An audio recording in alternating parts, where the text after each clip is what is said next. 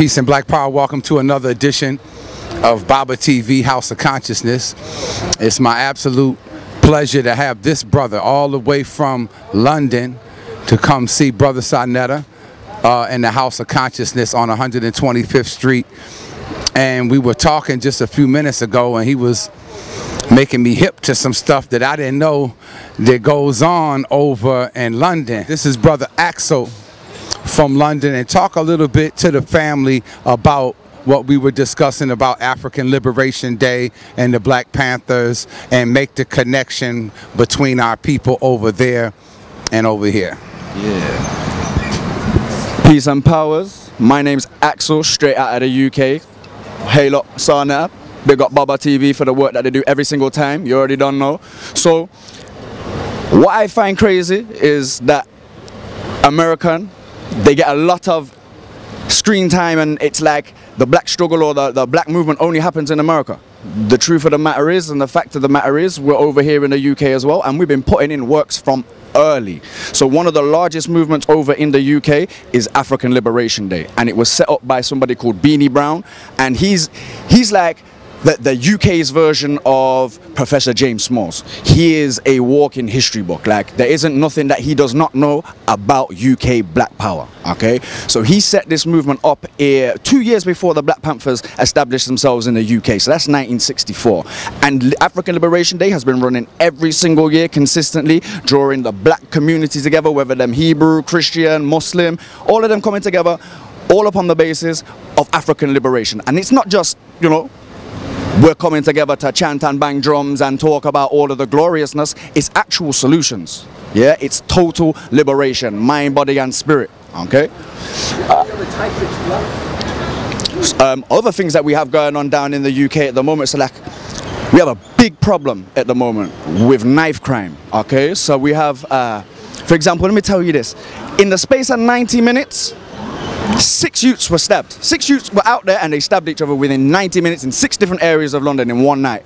And because, of course, you know how the media stays, they don't want to put too much attention on it until it's black people killing black people. So now black people are all up in the media and we're being made. You remember you had the Super Predator campaign here in America? They are on the cusp of launching one of those again right now. Now I have to big up and shout out and send love and mad props to a group in the UK. They're called Gang. That's guiding a new generation. So I hope say that they've been making noise loud enough for you guys to hear them over here. But they've been taken to the streets, standing in solidarity, literally bringing the community out of their houses, from outside of their kind of little comfort zones, out onto the streets to talk to everybody. So we're talking about having 50, 60, 70, 80 people out on the streets each night, marching around in solidarity to ensure that the youths know that they have somewhere to kind of look up to, and that it's not about kind of having to beat each other up and stab each other and rob each other. So we have a lot of good things that are going on in the UK that we need to be working with the US to kind of, because you have great things over here too. And we need to learn from that. So we need to pool our resources, we need to pool our intellectual property.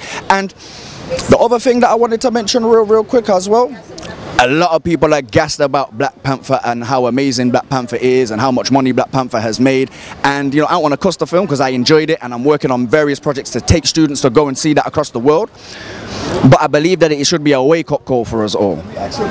Please do for me. I know you're familiar with the Speaker's Corner. I am. I believe that that's Agent Central. You think so? Agent Central, personally. I wouldn't, you know what, in one sense I would say, yeah, the agents will come around just like they do here. It's the same thing. What? But you got to give our brother Kalam L a lot of props for bringing this knowledge and information together. I respect that brother, because when I look at him, he reminds me of me when I was younger. You know, bringing all the people together, getting them out there, having these discussions, because that's very important. You know, because we are going through an identity crisis. So when we have these discussions about Islam, Christianity, Kemetic, we need to know, so we got to put that out there so the people can be able to decide for themselves what they want to go and do the research on and go and do the study. So shout out to my brother Kalam L. He's up for nomination for the Sarnetta TV Awards as well. So he will be in the building. Hopefully I'll see you, brother. Hopefully, yeah. So big up Kalam every single time. Of course, there's not many people out here in the UK who are emanating or doing type of things that you're doing. Now, my comment about Speaker's Corner being Agent Central. They damn sure come out there. Every time. Now, another thing is, I don't like to go into environments where I'm not that I don't like speaking to European people. I'm just not interested in speaking to European people. That's not my focus. I'm here to empower and educate and liberate black African Caribbean people. I don't have to have conversations and debates with European people about their spiritually devoid spiritual rhetoric. That's not for me. So I'd rather engage and be in environments and in atmospheres where I'm dealing with my own people, because at least then I know that it's coming from a position and a place of love, opposed to me debating this person. Like I said, they're spiritually devoid. What kind of conversation, what kind of sense can you hope to have with a spiritually devoid person? Somebody who's 90% out of tune with nature. So I focus on the people who I'm trying to work with, so that's why you won't catch me down at Speaker's Corner, because to be fair, like you spoke to my brother Shaka the other day, we're doing works. We haven't got time to be out there on the streets left, 9 times out of 10. We're in Africa or we're in Jamaica building the schools and putting in the works. All right. While we're on that, a lot of our people over in London have Jamaican parentage. Can you talk a little bit about that and Steel Pulse? Of course. So we have a large black African Caribbean community, but ultimately we're regulated to obviously, the urban areas. So, for example, I'm actually from an area called Birmingham, which is collectively or colloquially called the Black Country, because in the 60s when the Windrush came over, that's where they put all of the black African Caribbean people up in the West Midlands. Okay.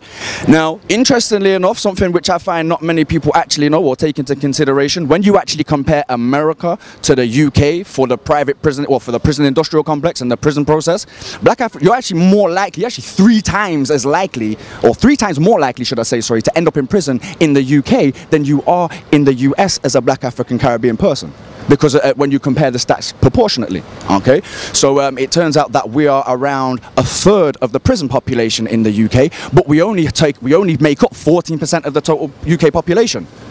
So I believe here in the UK, in the US, it's something like you have is it 2.2 million black African Caribbean people in total in the prison system, but you only make up something like, is it less than 5% of the population?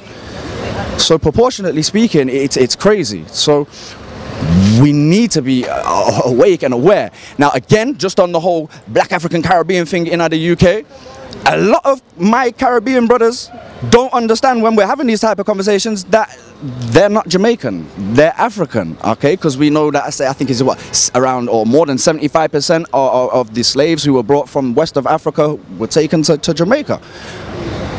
And it's crazy that I'll have this mad wall of cognitive dissonance from people when we try to explain what it's all about, re-Africanizing yourselves, and they're like, nah man a Rastafari, man a Jamaican from day. And just goes to show how deep the deception or the miseducation goes.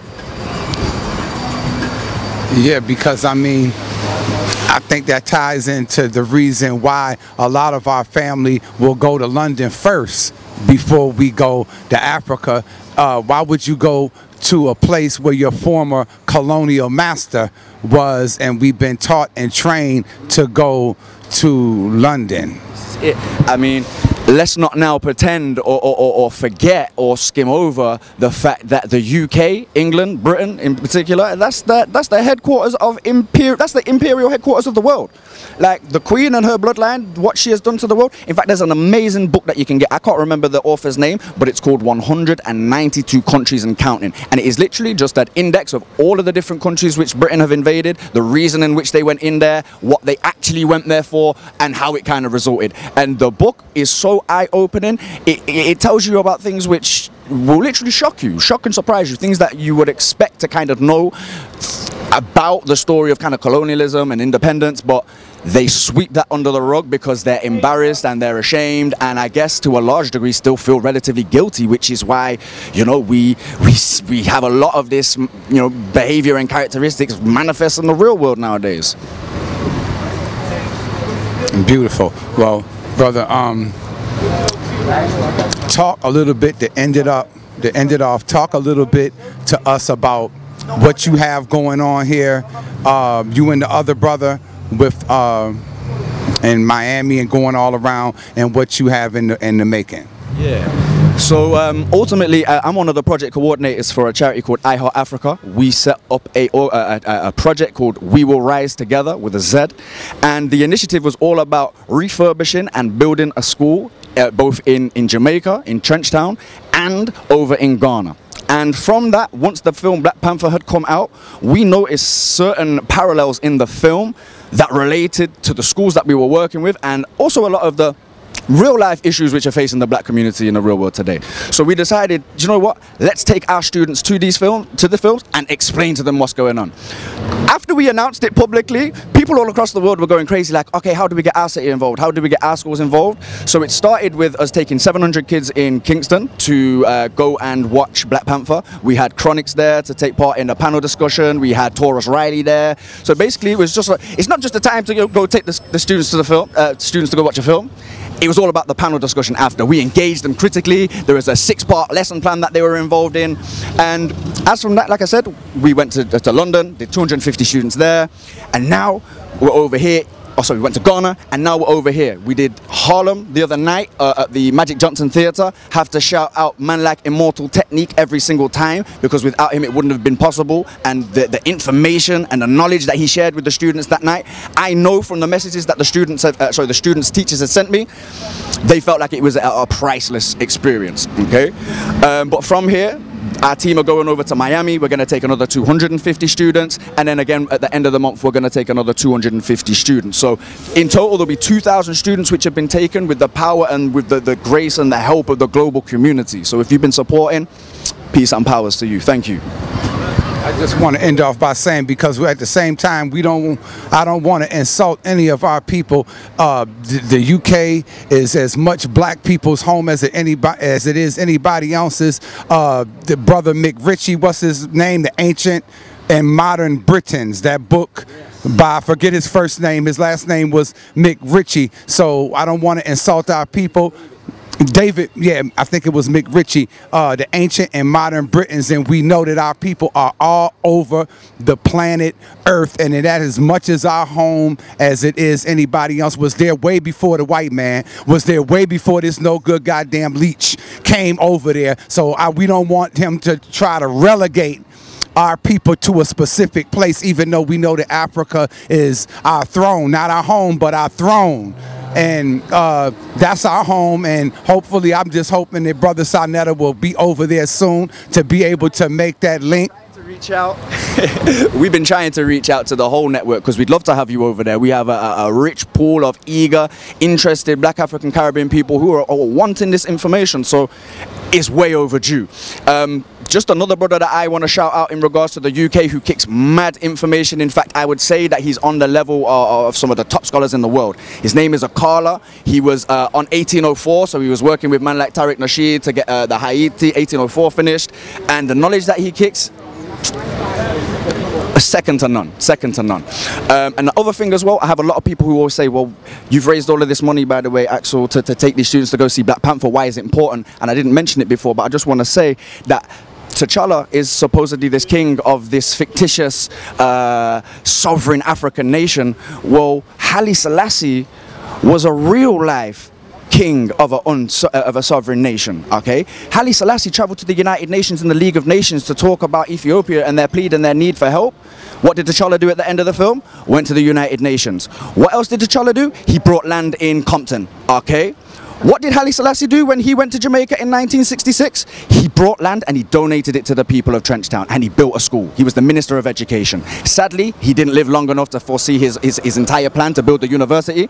But that school there is the school that we're building on, which is why it was important that we took the students there so they could understand that this international Black African community, which is so happy and so proud and so hooked into this movement at the moment, they are very much a part of that, and we wanted to make sure that they knew that. So Baba, thank you for your time. Peace, peace, and more powers. Please continue to work. Uncle Just and Neb. Bam.